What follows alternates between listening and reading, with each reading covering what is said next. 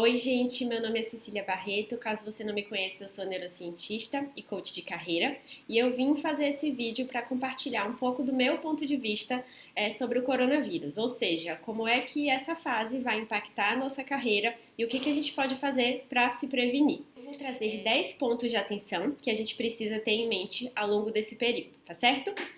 O primeiro ponto que eu quero trazer é uma palavrinha que arrepia qualquer ser humano normal, que é a imprevisibilidade. Com certeza, nós humanos funcionamos melhor, temos as nossas necessidades emocionais mais atendidas quando a gente está num cenário previsível, em que a gente consegue imaginar o que vai acontecer. E isso é exatamente o que não acontece durante uma crise. O que todas as crises têm em comum é a imprevisibilidade delas. A gente sabe que vão haver crises ao longo da história, mas a gente não sabe quais são, quando elas são, nem quando elas vão passar. A pessoa que tiver o plano de carreira mais detalhado do mundo, né? A pessoa que conseguir vislumbrar a carreira dela um pouco mais à frente, ela tem sim benefícios, ela consegue pensar num plano C, num plano B, num plano C, ela consegue ter planos de contingência, mas mesmo a pessoa mais planejada do mundo, diante de uma crise, vai ter que lidar com a imprevisibilidade e se adaptar. O ponto que eu quero trazer é relacionado à saúde, que nesse caso é mais ou menos óbvio, né? Então, assim, essa crise específica, ela foi decorrente de um caos na saúde, no caos sanitário, e vai impactar as nossas carreiras, e especialmente por isso a gente precisa cuidar da nossa imunidade. Primeiro, seguindo todas as orientações médicas, isso é claro, e segundo, cuidando do nosso bem mais importante, que é a nossa saúde mental. A gente não pode simplesmente sucumbir ao estresse, à ansiedade, ao desespero, porque isso comprovadamente diminui a nossa imunidade e também diminui toda a nossa força que a gente tem para a gente superar esse momento. Falando da sua carreira, é possível que você precise de mais produtividade, de mais estratégias quando esse momento estiver passando. E você precisa estar forte para isso, para fazer a sua carreira prosperar pós-crise. O ponto que eu vou trazer é em relação às notícias. Dessa vez ficou muito claro o efeito borboleta, né? Uma coisa que acontece do outro lado do mundo termina impactando a gente. E sim, isso é real, afinal a gente vive em rede. É muito importante a gente se manter atualizado de questões políticas, de questões econômicas e, desse caso, de questões de saúde ao redor do planeta, porque por mais que pareça que você está isolado no seu emprego ou no seu negócio, você não está. Você está, sim, sofrendo impacto de coisas muito maiores. Então é importante se manter atualizado. Mas hoje em dia fica um grande asterisco em relação a isso. Rede, no WhatsApp, às vezes, coisas na rede social, não dá para confiar 100%. A gente sabe que a gente precisa ser mais criterioso com isso. Tanto do ponto de vista de qual é a informação que a gente vai consumir, para ter certeza de que é uma informação verídica, daquela informação também que a gente vai repassar. Afinal, a gente não quer causar mais ansiedade nas pessoas, gerar mais medo, mais desespero e muitas vezes o que aconteceu nessa crise é uma disseminação de informações muitas vezes falsas, né? Informações que fizeram um desserviço à sociedade. Então, sim, a gente precisa se manter atualizado, mas com esse critério, com esse cuidado. O próximo ponto que eu vou trazer é sobre a quarentena. Então, estamos orientados a ficar em casa. Obviamente, se você tiver que sair para trabalhar, que saia, mas que seja só isso, né? Que a gente evite o lazer na rua e a socialização por esse período. Então, já que estaremos mais em casa, como é que a gente consegue tornar essa quarentena mais produtiva na nossa vida e na nossa carreira? Primeiro, o que você conseguir fazer do seu trabalho de casa, faça, se adapte, entre numa rotina, escolha um local da sua casa mais confortável para você trabalhar e tente manter os horários regulados em relação a isso. Se você não conseguir tocar o básico do seu trabalho na sua casa, tenta pensar em algum projeto que você sempre quis iniciar, de acordo com a sua carreira, com a sua profissão, ou uma capacitação que seria legal se você colocasse em dia um curso online, ou também tem tanto conteúdo gratuito na internet, em livros, que você pode se debruçar nessa fase. O importante é você conseguir crescer com esse tempo que lhe foi dado, né? Então, não é sempre que a gente vai ter um tempo assim de isolamento, não mesmo. Espero que seja uma fase muito breve. Então, vamos tentar usar isso ao favor do nosso desenvolvimento como profissional. Outro ponto é sobre o trabalho remoto. Existe uma diferença entre home office e trabalho remoto. A diferença é que home office, né, literalmente é a gente trabalhar de casa e trabalho remoto é a possibilidade da gente, na verdade, trabalhar de qualquer lugar do mundo, inclusive de casa. É muito interessante a gente perceber que essa tendência mundial de trabalho remoto não é nenhuma novidade, né? há muito tempo a gente sabe que isso vai acontecer. E as empresas que captaram essa mensagem, que se prepararam para isso, sofreram bem menos nessa fase. Então, as empresas que já estimulavam um pouco do trabalho remoto ou já tinham pelo menos a estrutura preparada para esse trabalho remoto, se adaptaram com muito mais facilidade do que as empresas que rejeitavam essa tendência completamente e agora estão sendo extremamente pressionadas para aderirem assim de última hora, né? É muito mais caro e muito mais difícil. Então, sim, essa vai ser uma tendência fortalecida da gente trabalhar de forma remota, usando a tecnologia ao nosso favor, e isso exige muita disciplina da nossa parte, né? É uma grande liberdade, eu acho que comportamentalmente a gente vai ganhar isso no pós-crise, mas a gente precisa saber usar essa liberdade, ou seja, disciplina no seu trabalho remoto. Sexto ponto é sobre a desaceleração da economia. A gente ainda não sabe o quanto que a economia vai sofrer depois desse momento, se vai haver uma recessão, se não vai, a gente precisa esperar o tempo passar para a gente saber o nível do problema, mas sim, já é claro que teremos problemas econômicos, né, a nível global. Nesse caso, é muito importante que a gente consiga perceber o nosso papel nisso. Em primeiro lugar, se você é uma pessoa com estabilidade financeira, com a reserva patrimonial, com condições de ajudar, vamos ajudar. Né? É uma hora da gente ser solidário, isso não é clichê, não é baboseira, não é bobagem, é verdade. Se a gente pode manter o pagamento daqueles profissionais autônomos que têm uma posição de mais risco financeiro, por favor, vamos fazer isso e acredite, faz muita diferença. Nem tudo está na mão dos políticos, nem tudo depende só de fatores externos e grandiosos. Muita coisa está no nosso controle e a gente pode fazer para ajudar. Dito isso, é muito provável que negócios pequenos saiam perdendo muito mais e tenham mais dificuldades de recuperação no pós-crise. Um mês difícil para um negócio pequeno faz muita diferença. Então também, se você for continuar consumindo, muitas coisas a gente vai continuar consumindo, que a gente priorize os negócios pequenos também para ter esse impacto social favorável.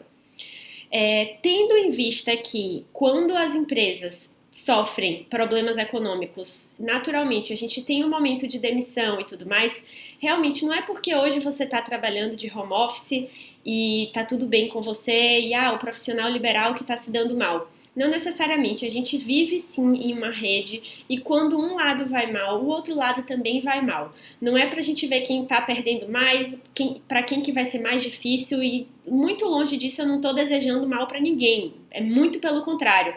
Eu torço para que seja o mais sutil possível essa desaceleração. Mas já que a economia vai passar por essa fase difícil, a gente precisa estar preparada, a gente precisa ter resiliência emocional e solidariedade para a gente conseguir fazer a nossa parte. O último ponto é sobre algumas indústrias específicas que sofreram mais com a crise nessa largada. Nessa crise específica, uma das indústrias que levou o primeiro susto assim mesmo foi, por exemplo, os eventos. Todos os eventos foram cancelados por conta, né, do contágio. E quem trabalha com eventos foi assim o primeiro a sentir na pele o problema dessa crise. O setor de aviação também está sofrendo muito, o mercado financeiro está sofrendo muito, ou seja, nessa crise existem algumas indústrias específicas sofrendo mais. Se fosse uma outra crise, seriam outras indústrias específicas. Então é muito importante que você não leve para o pessoal, você não fale, nossa, meu Deus, fui eu. E também você não generalize o problema da sua indústria. A sua indústria, ela pode sim ser fortalecida para alguns momentos, mas para essa crise específica, ela sofreu mais, o susto foi maior. Nós já passamos por outras crises e vamos passar ainda por outras que vão afetar de forma mais imediata outras indústrias. Então tenta não generalizar o problema e de repente se descolar completamente da sua indústria, falar, nossa, nunca mais eu vou trabalhar com eventos. Não, pensa em um plano de contingência, uma política de cancelamento, um relacionamento de mais confiança com seus clientes para a gente buscar superar essa crise sem necessariamente desistir de uma indústria completa. O ponto é sobre a nossa segurança financeira, ou seja, sobre a nossa estabilidade do ponto de vista de finanças pessoais mesmo. Eu sei que aqui eu não consigo falar com todo mundo, tem grande parte das pessoas que realmente só ganham aquele dinheiro suficiente, ou às vezes nem para isso, né, para cobrir os gastos mensais, mas eu sei que eu tenho acesso também a muitas pessoas que têm uma qualidade de vida muito superior, muito mais favorável e que ainda assim não têm hábitos financeiros saudáveis e prósperos para o futuro.